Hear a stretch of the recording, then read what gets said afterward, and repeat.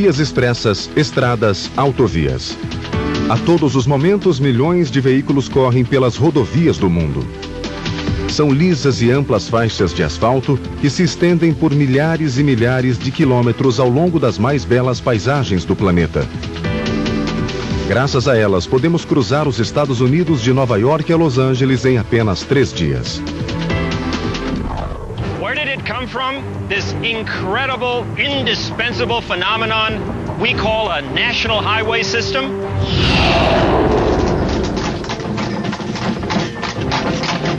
The answer? Ancient Rome. Hi, I'm Michael Gillen, and during the next hour, I'm going to take you on a road trip along the world's first superhighway system, complete with rest stops, tourist traps, you name it, parts of which are still passable. Bumpy, but still passable after 2,300 years. It's amazing.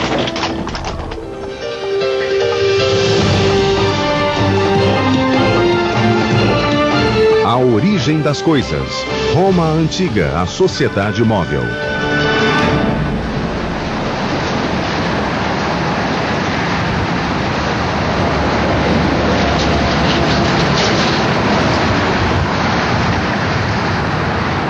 I was born and reared in Los Angeles, so I'm used to driving the freeways here. All of them are very well built, but this one I'm on right now, the Century Freeway, it's extra special. It's only 17 miles long, but when it first opened back in 1993, I remember it marked the beginning of a whole new era in highway technology. A rodovia tem sensores embutidos que monitoram o tráfego. Esses medidores regulam o fluxo do trânsito. E essas câmeras de circuito fechado alertam autoridades para acidentes ou outros problemas.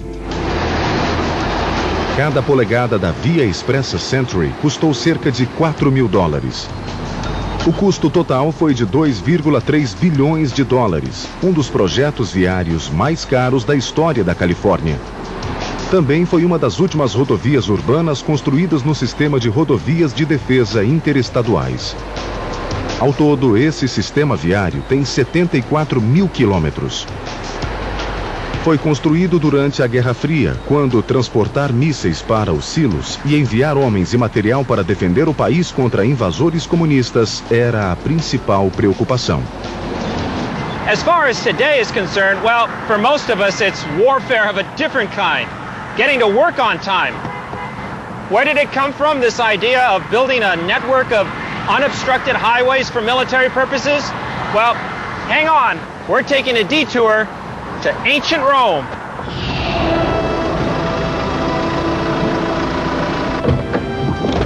The Romans are credited with creating the world's first truly great highway system, the epicenter of which was right here at the Forum. Back in ancient times, this place was the seat of government, the center of power, and the location of mile marker 0. Let me show you. It's that brick cylinder right over there. Now, it's from this point that all roads radiated outward, north, south, east, west, to the farthest reaches of the Roman Empire. A partir de 312 a.C. e durante os 700 anos seguintes, os romanos construíram um total de 85 mil quilômetros de sofisticadas rodovias. Estendiam-se de Roma até a atual Europa, Oriente Médio, Norte da África e Grã-Bretanha. Most of the major routes that you see in Europe today that have thousands of cars driving on them were once Roman roads. And in fact, most of the main streets of many of the European towns were part of Roman roads that went through the countryside. Originally, where the town is now was just maybe an inn or a hostel or a posting station, and then after a while, other buildings would start to grow up around it, and within a few centuries, towns would grow up in these places. And so many European towns grew up where originally there was just a Roman inn on a road. Os romanos acabaram criando algo sem igual. Era o maior sistema viário do mundo e transformou drasticamente o modo como todos viajavam, de soldados a civis. Roman road network was certainly a very expensive commitment for that civilization, both to construct the roads and to maintain them. I don't think they thought of them very much in economic terms. I think it was much more a matter of control and of moving troops. Como as estradas americanas, as romanas foram construídas por motivos militares. Há mais de 2.300 anos, Roma estava em guerra com os samnitas, um povo que vivia no sul e se recusava a ceder o território aos romanos. Apio Cláudio, o Cego, era um censor romano, político responsável por recensear a população e determinar privilégios eleitorais. Em torno de 300 a.C., ele convenceu o Senado a construir uma estrada em direção ao sul. Dessa maneira, os soldados romanos poderiam atacar os incômodos samnitas de modo rápido e eficiente.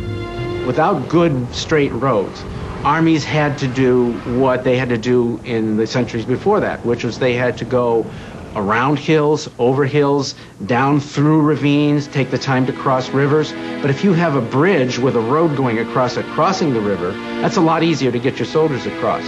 So it cut down the time, obviously, for soldiers to make it from one place to the other. Como resultado, os vizinhos dos romanos foram esmagados e seus territórios incorporados à República Romana. A rodovia vitoriosa foi ampliada e batizada de Via Ápia, em homenagem a Apio. No final, tinha 560 quilômetros e se estendia até o extremo sul da Itália. E os romanos fizeram tudo sem a ajuda dessas máquinas, o que teria sido muito fácil, mas com uma inédita combinação de força e inteligência. Instead, they used an army, literally. An entire Roman legion, plus some auxiliaries. Altogether, about 6,000 men just to create one stretch of highway. I'm in Los Angeles with Frank Kwan, and he's the head of operations of the California Department of Transportation, Caltrans.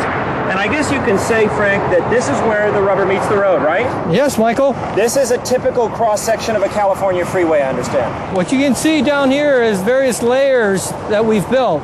Right underneath, you'll see where we've exposed it is where we call our aggregate subbase. So how thick is that subbase layer? Typically, they're about a foot to a foot and a half, depending on what we need to build. And what comes on top of that then? This is the concrete. This is what we call our Portland's concrete cement, which is the strength which provides us the durability to hold all the traffic above it. And that looks to me like what, at least 8 inches thick? It's actually closer to probably about a foot. So the whole highway is something like more than 2 feet thick? Yes, the structural section is probably a little over 2 feet deep. And how long will this road last typically? Typically, the design of a concrete pavement is usually about 20 years, but we have concrete pavement that's out there right now that's over 30, 40 years. So how does this all compare to the cross-section of a typical ancient Roman road? Glad you asked. Os soldados romanos cavavam uma vala de até 90 centímetros de profundidade. Enchiam-na com grandes pedras e as compactavam bem. Por cima assentavam uma camada de pedras menores, às vezes misturadas com cal ou cimento para produzir um forte material aglutinador. Por cima ia uma camada de saibro ou cascalho, mais uma vez bem comprimido. Por fim, as estradas importantes eram finalizadas com pedras de calçamento uniformes e impecavelmente dispostas. Era como um bolo de 4 camadas. To top it all off, the ancient Romans actually crowned their roads the way we do today, which means they made the middle slightly higher than the shoulders, so that when it rains, the water drains off to the sides. Os romanos usavam materiais locais como rocha de lava, escória de ferro de minas próximas e o que mais estivesse disponível. Tipos completamente diferentes de rocha ou pedras eram usados no mesmo trecho de estrada. A largura das estradas romanas também variava e nem todas eram pavimentadas.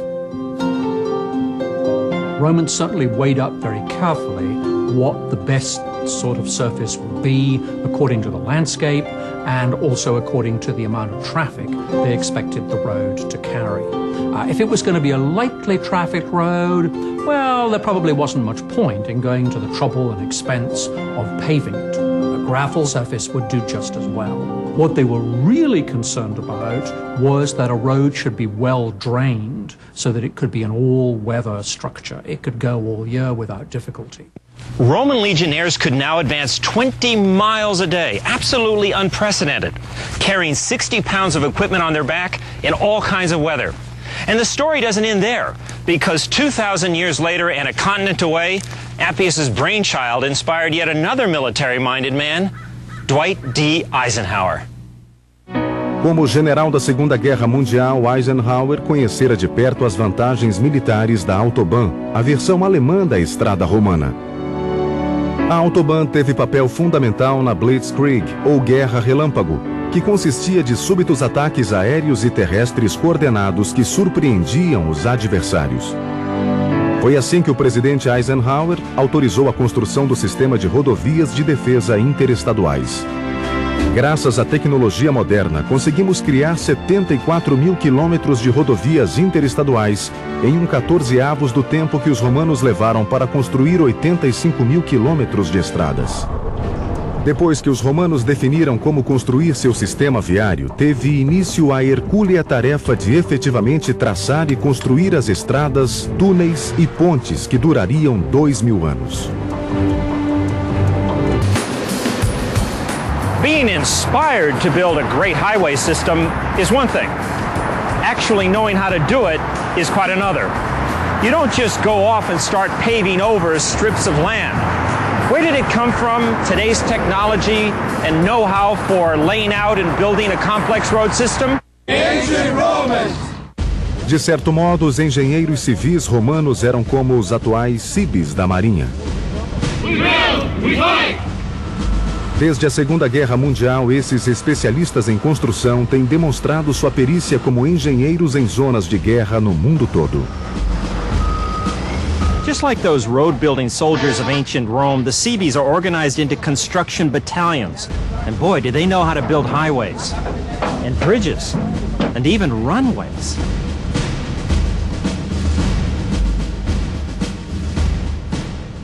Like the civis, the ancient Romans did a whole lot of pre-planning. Hey, fellas.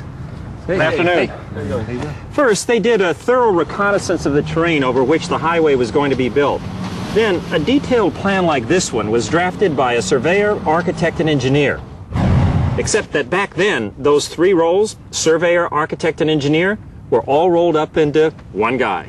Roman surveyors were particularly good at finding the best routes. Most Roman roads, with very few exceptions, were perfectly straight. You could stand on a Roman road, especially in the countryside, and you could look down the road for a mile, 2 miles, 3 miles. It would not appear to vary to the left or right most of the time. Here's what I'm curious about. What kind of instruments did those ancient Roman surveyors actually use? And how did they work? Pedi para nosso projetista Doug Jeffrey para reproduzir o instrumento que os romanos usavam. Não será uma recriação exata, mas demonstrará como os engenheiros viários romanos usavam a geometria. O instrumento chama-se groma. This is our groma. Voila. Ah, yes, the groma. This was what the ancient Roman surveyors used to make sure their roads were nice and straight. I gotta say, nice job. Doug, I got big plans for this. My buddies over at Caltrans are waiting. We're gonna put this thing to the test. Well, you know what, Michael? Be gentle and good luck. Oh, but of course, Doug. What else? All right, I'm out here in the field now next to the Pomona Freeway, and over yonder is Ralph Ricketson. He's the chief surveyor for the California Department of Transportation. Hey, Ralph. Hey, Michael. Good to how see you you. doing? I'm about to test my groma, but before I do that, I wanted to know, what do you guys use these days to make sure your roads are nice and straight? Okay, these days we use a robotic total station, and it measures angles electronically, it measures distances electronically, it uses a laser beam for plumb bobs, and all that information is collected into a data collector to be taken to the office to do the processing, or if we have a radio link to this, a cellular radio link or two-way radio link, we can send it in real time directly to the office for processing. Oh, talk about high tech. Oh, yeah. All right, well, now listen, I'm going to need you with this test of the groma, so you and the robot head that away. Okay. Okay, Ralph? Will And do. stand by, thanks a lot. Sure thing. Because this is where I make believe that I am that surveyor, architect, engineer guy living 2,000 years ago. So, let me set the scene. This is as far as my legionnaires have built a road, and now they're looking to me for direction. And all I have to work with is my trusty old groma. Here's how it works. What I have to do is I have to line up these two plumb lines with those two markers that define the line of the existing road. It's all done by eyeball. There were no telescopic sights, nothing like that, and I've got to steady these lines. All right, I'd say right there. Okay, so now my Roma is lined up with the existing road, so I'm going to come around here, and I take these two plumb lines, which are lined up with the road behind me, and I extend it out where I want the road to be. All right, Ralph, stand by. Okay, hold on. I've got to line up these two strings, two plumb bob. All right, a little to the right. All right, and too much, a little more left. Okay, hold it right there. Okay, I say that's where we build the road, in that direction. And now what we're going to do is we're going to have Ralph with his fancy schmancy robot device. He's going to check me out to see how good my Roma is. All right, Ralph, go ahead, hit it.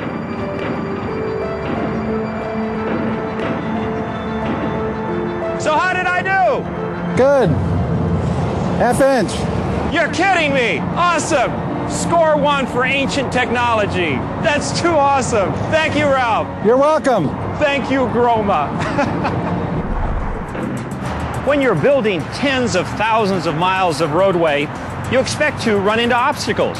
Rivers, swamps, gorges, that sort of thing. In that respect, today's road engineers have it made. You want to build a roadway across a gorge? No problem. They have computer programs that'll help them design a bridge. Want to build a roadway across a swamp? They have pile drivers that will anchor the roadway in mud.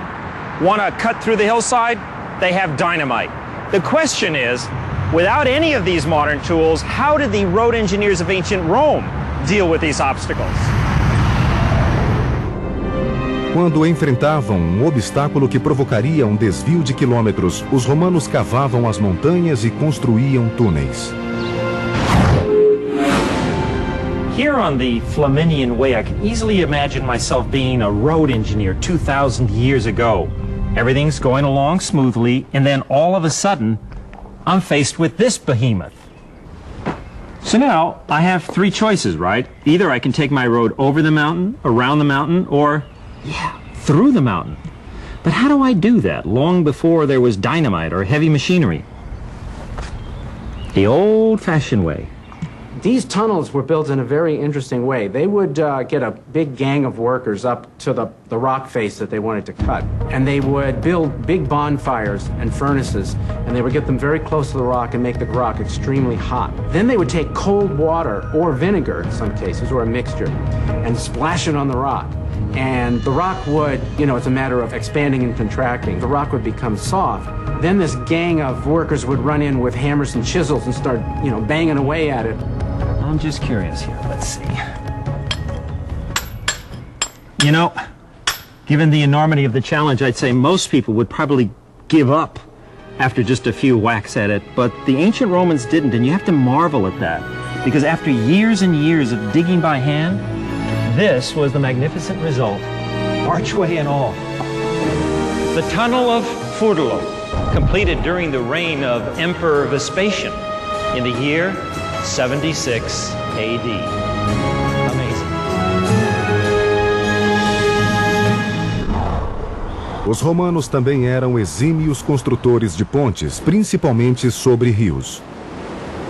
De fato, muito antes de construírem as famosas rodovias, já haviam erguido pontes, possivelmente 2.000 delas. Turns out that to the ancient Romans, a bridge was a very sacred thing.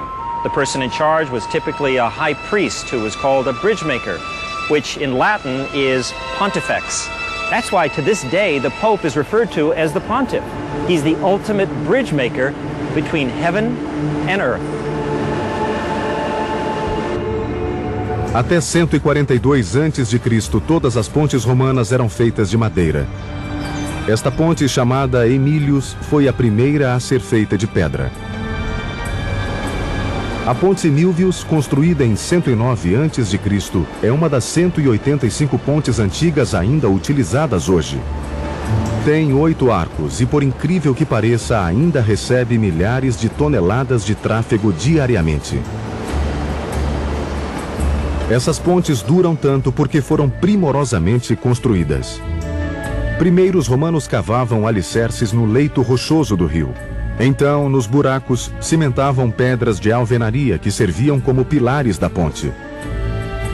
Sobre os sólidos pilares, os romanos erigiam um ou mais arcos sobre os quais construíam o leito da estrada.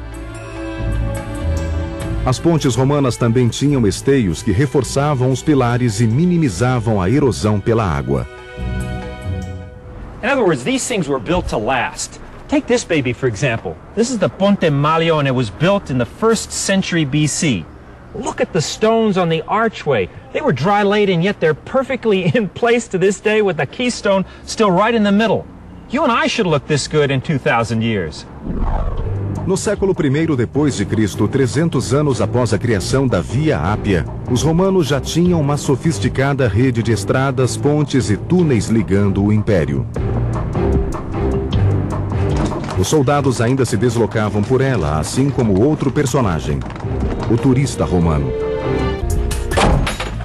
You know, when it comes to traveling, car trips are my absolute favorite. In my opinion, it's the best way to take in the scenery. And I'm not alone. This year, Americans are planning to take more than 930 million road trips. And if you think that's a new phenomenon, guess again. Because 2,000 years ago, the Romans also loved hitting the road.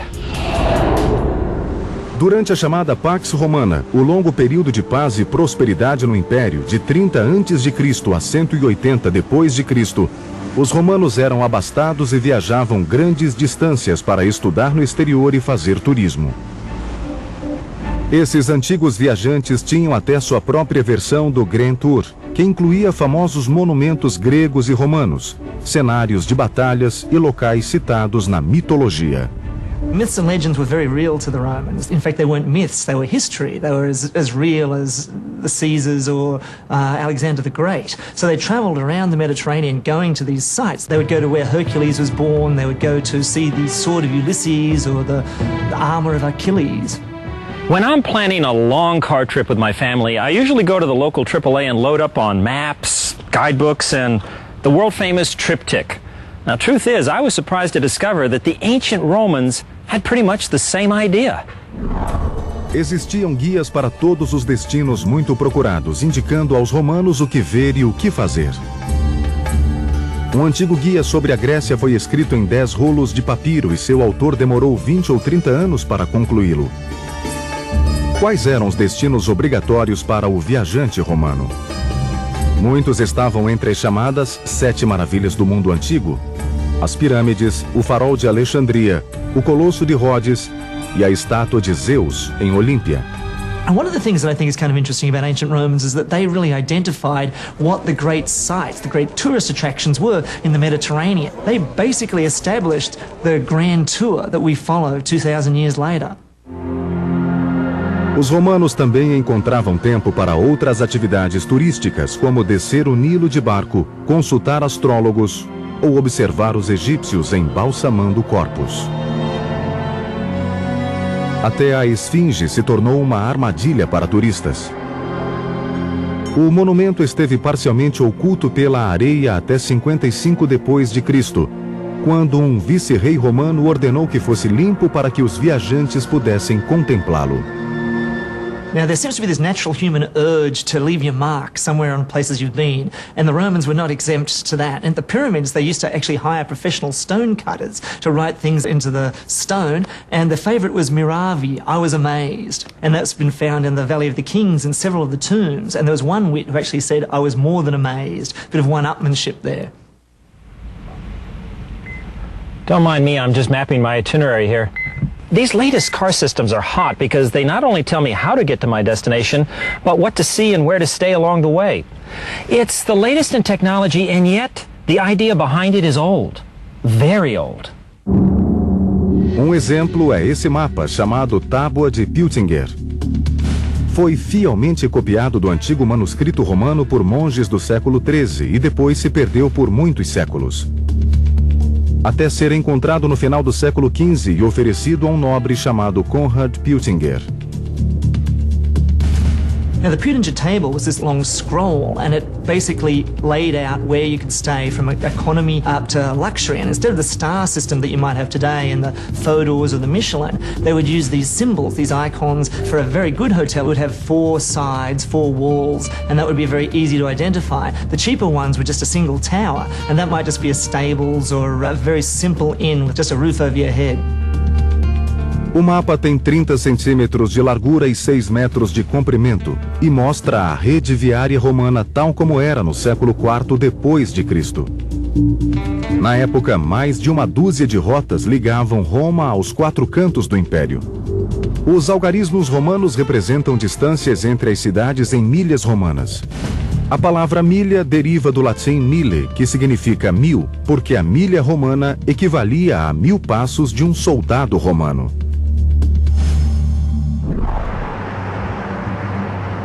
Today, every car has a built-in odometer that measures distance to the nearest tenth of a mile.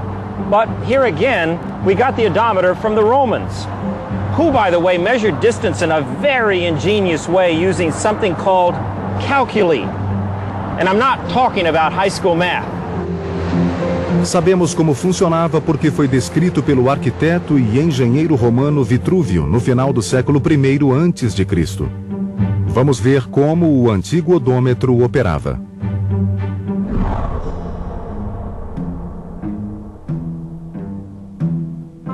Pedi ao projetista Doug Jeffrey e ao engenheiro Ryan Fott que construíssem um modelo do odômetro romano. Sabemos que era uma armação com 2 rodas de biga ligadas a uma complicada série de engrenagens. Após uma milha romana, as engrenagens faziam com que uma pedra, ou cálculo, caísse em um recipiente. O próprio Leonardo da Vinci tentou fabricar um odômetro, mas fracassou. Michael said something about a 42-inch wheel that drives this cart, right? We're going to make a cart. The revolution of the wheel is going to turn a gear, which is going to turn another gear, which will probably turn a few more gears, and then when we hit 1 mile, we're kicking a pebble out, right? Exactly. I quit. I'm gonna start working on a frame.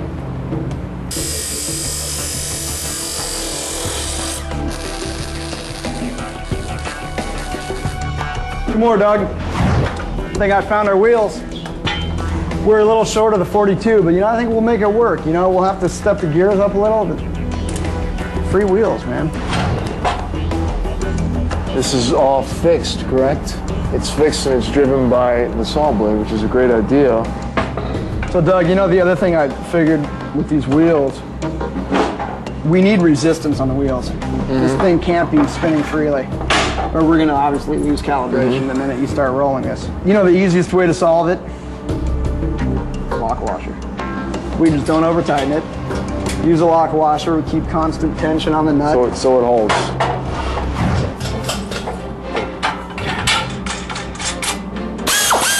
I love this sound.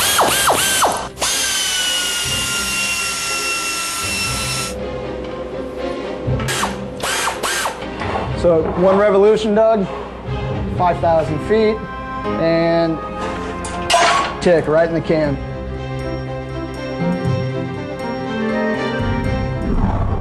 Hey, Doug. How you doing, man? Good, Michael. Thanks for coming by. Hey, Ryan. Well, I gotta say, this looks very Da Vinci-esque. Why, thank you. Except that Da Vinci didn't do it, you and Ryan did. Congratulations. I'm really impressed. This is beautiful. Thank you very much. This one was a little bit of a challenge. Yeah. This one gave me a headache, actually. But I think we got it, though. Well, you know what? I'm here to take it off your hands. I'm going to put some mileage on this sucker. We got a lot of faith in this one. Yeah, well, I have a lot of faith in you, all right? Okay. So let's do it. So this is how it works in principle. It's very, very clever. Follow this. As this chariot wheel, as it were, spins, this little metal tab right here engages that gear. Do you see that? And so it advances that gear by a little bit. So once that gear makes 1 full revolution, this metal tab engages that gear, advances that gear by a little bit, which then advances this gear by a little bit, and then look down here. This is like the big payoff.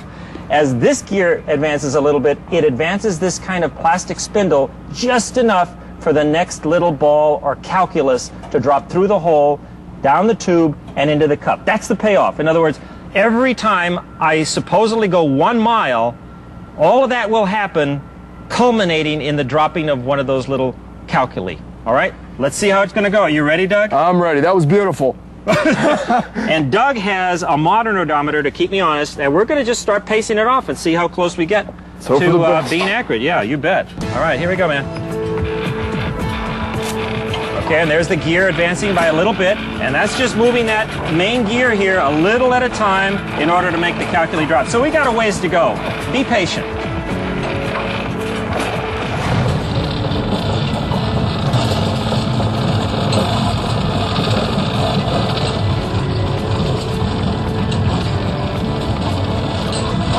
I'm just really curious to see, get a little bump in the road there.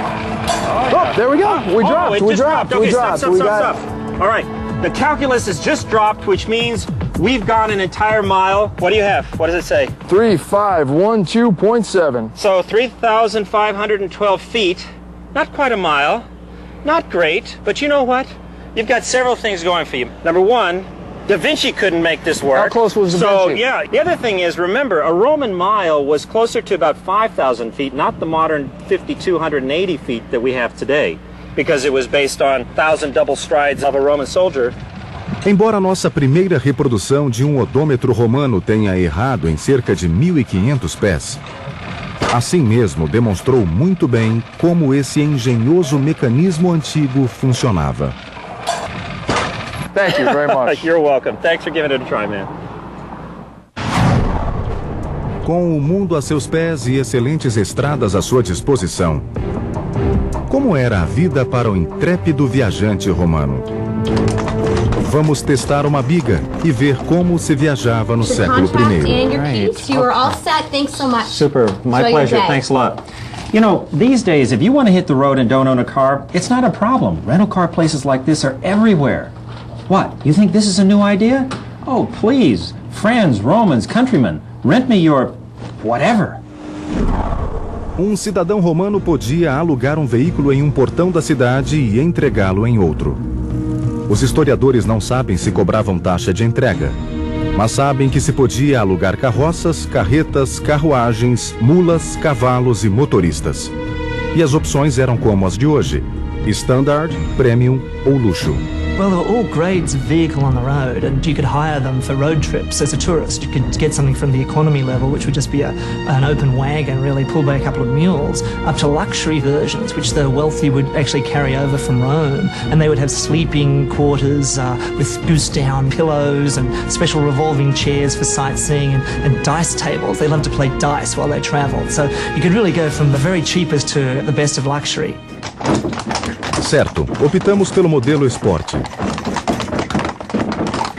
A maioria dos romanos viajava por essas estradas com veículos cobertos. Mas como era pegar a estrada há 2.000 anos em uma biga? Não havia suspensão nem amortecedores?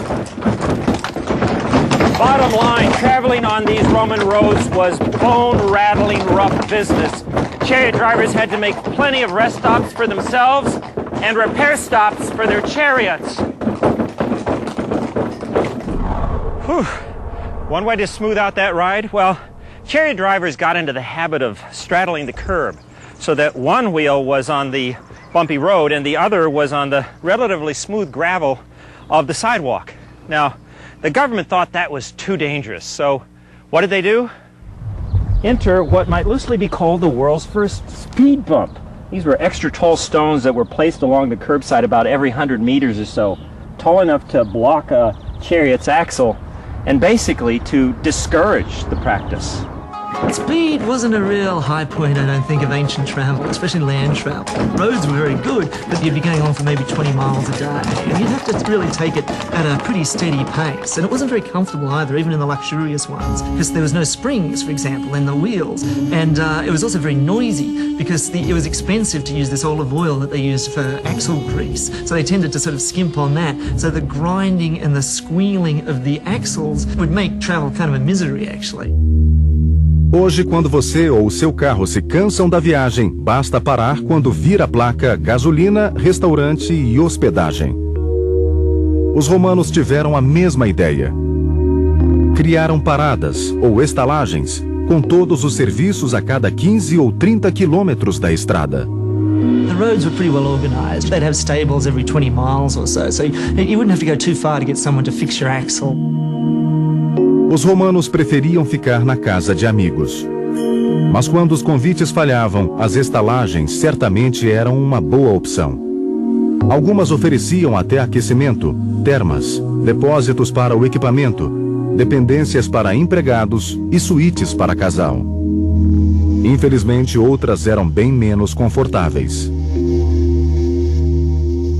The average inn that most travellers stayed in was really kind of a dump. And in fact, ancient literature is this litany of complaints about the hard mattresses and the leaky roofs and the mosquitoes and the rotten food. So in the hotels, these disgruntled Romans would actually scribble things on the walls, and one of the famous ones that's in Pompeii.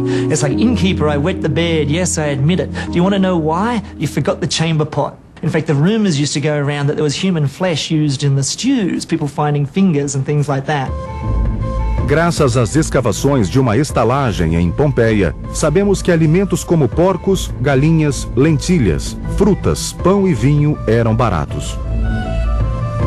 Também há evidências de que alguns clientes levavam comida para a viagem sem saírem da carroça. Foram os primeiros drive-thrus. I don't know about you, but when I'm on the road enjoying the sights, I like to share the experience with my friends back home.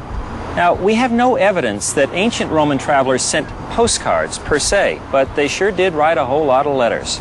They would send messages to their loved ones saying that they'd arrived safely. There would be lovers sending notes to one another, please don't despair, I'll be back soon. There's one of a wife sending one to a husband who's been hanging around too long down in the deserts of Egypt, basically saying, what's wrong with you, why don't you come back, you lazy layabout.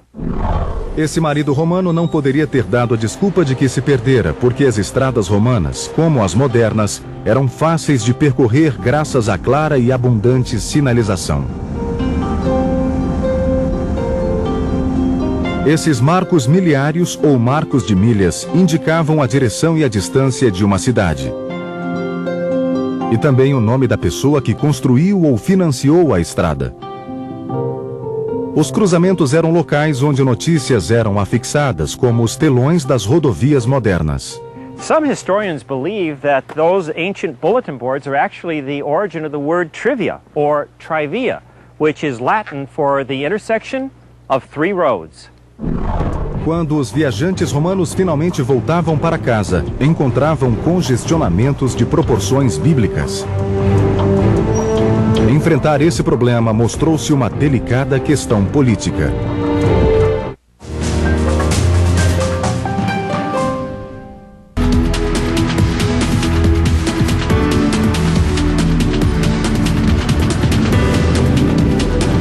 I'm in Los Angeles County, home to some of the busiest intersections in the country. In fact, the three busiest intersections each have about 500,000 vehicles passing through them every single day. That's a lot of traffic. O típico turista do século I que voltava para Roma após uma agradável viagem pelas rodovias, aproximava-se da cidade por uma de 4 estradas. A Via Ápia, a Via Latina, a Via Flamínia ou a Via Aurélia. Na Via Ápia, os viajantes avistavam tumbas ao longo da estrada, porque os cemitérios haviam sido banidos da cidade legal. Depois desse desfile de monumentos aos mortos e dos portões de entrada, o viajante finalmente chegava à cidade. Nos 10 quilômetros quadrados de Roma viviam apinhados cerca de 1 milhão de habitantes. Era uma cidade barulhenta, superpovoada, caótica e atulhada, com mais de 40 mil casas de cômodos de vários andares, milhares de armazéns e vilas, e centenas de templos, termas e outros prédios públicos. As a city, Rome was unlike anything the ancient world had ever seen. It was 10 times bigger than Athens, grander than ancient Babylon. In fact, the population density of Rome wouldn't be seen again for another 2,000 years. It wouldn't be until the 1890s in Manhattan, in the Lower East Side, that you would see a city as crowded as ancient Rome was in the 1st century AD. Em contraste com as estradas retas que saíam de Roma, a cidade era um aglomerado de ruas curvas e alamedas tortuosas. By definition, because it was by far the largest city in the empire, Rome itself was particularly notorious for traffic congestion. Nobody in their right mind would drive a carriage in Rome at any time. You'd leave your carriage at the city gate, and then you'd either walk, or you'd ride a mule, say, or you'd go in a litter or a sedan chair for the rest of the way as a wealthy person. Los Angeles, too, knows a little something about chaotic traffic. 600 miles of jam-packed freeways, all controlled from this place, Caltrans headquarters, using a complex system of cameras, sensors, and computers. All pretty impressive, but you know what? It's not without precedent. Where did it come from, this idea of traffic control? From necessity.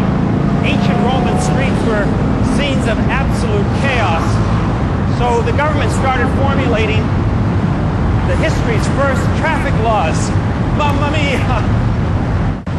The streets of Rome itself, within the walls, within the city, certainly were very congested all the time. Julius Caesar was so concerned about this when he was dictator, he wanted to do something about it, and so he ordered that there was to be no wheeled traffic, for the most part, within the walls for the first 10 hours of the day. What that probably then meant was that the congestion was transferred to the evening and the night. Let's again remember, this is a society where you have no traffic cops, no traffic lights, there is no street lighting, no vehicles carry lights, so some very interesting collisions must have occurred in the hours of darkness. Ah, the perils of the ancient Roman road. Just like today, really. Accidents, litigation, and all. You know, solving the problem of growing traffic was, and is to this day, a top priority for city planners and traffic engineers. O fato é que as grandes cidades não podem sobreviver sem ótimas estradas e rodovias. Ironicamente, as famosas rodovias que ajudaram a criar o Império Romano passaram a ser usadas por francos, vândalos, visigodos e outras tribos para atacar cidades e assentamentos romanos. Após uma triunfal história que se estendeu por um milênio, Roma sofreu uma humilhante derrocada no final do século V. Invasões bárbaras, pestes e até um novo tipo de malária devastaram a sociedade romana e, consequentemente, suas estradas.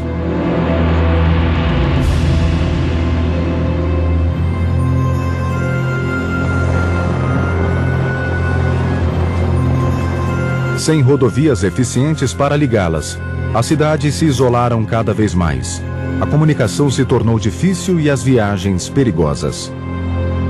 Começava a Idade Média. Sadly, the once magnificent Roman highway system was reduced to a series of disconnected sections. But even then they were impressive. Country peasants unfamiliar with history spoke about them as being the work of giants. And in a sense, they were.